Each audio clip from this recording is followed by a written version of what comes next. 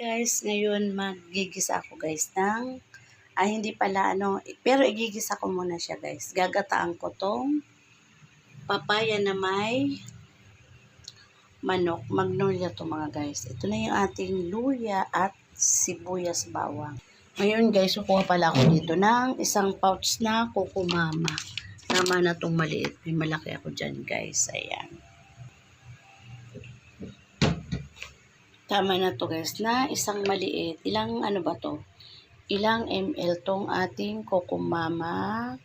200 ml pala to guys. Yung ating isang pouch na kukumama.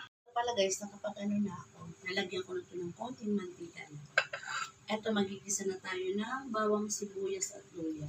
Pagsabayan-sabayin ko na to guys. Ayan.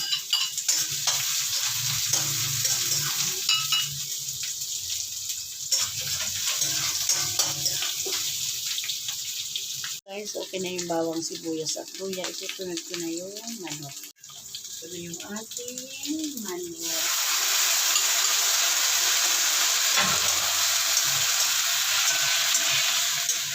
Tapos lagyan ko naman ito guys na, wala na pala akong patis.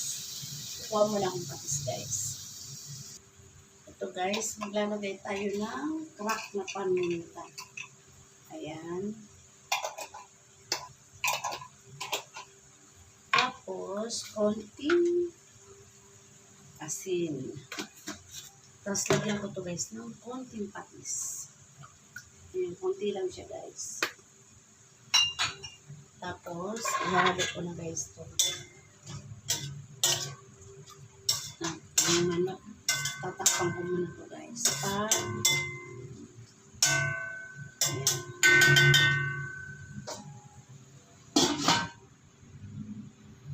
Ito guys, ilagay ko na yung ating papaya.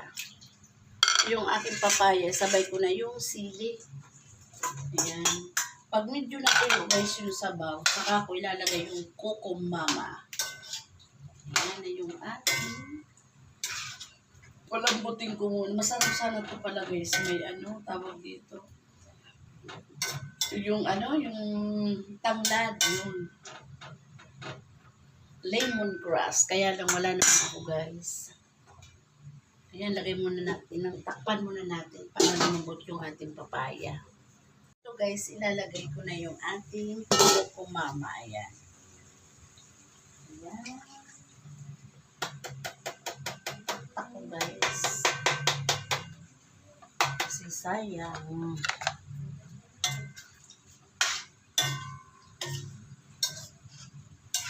Ayan na siya.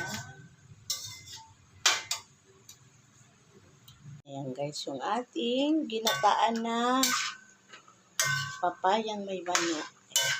Kukuluan ko pa ito guys. Medyo matigas pa ng konti-konti na lang yung ating manok. Dumami-dami yung sabaw guys kasi mayroon pa siyang konting sabaw bago ko nilagay yung yung kukumama. Ayan. Ito guys, okay na. Natikman ko na siya. Sarap. Naglagay pala ako dito guys ng konting-konting asukal lang.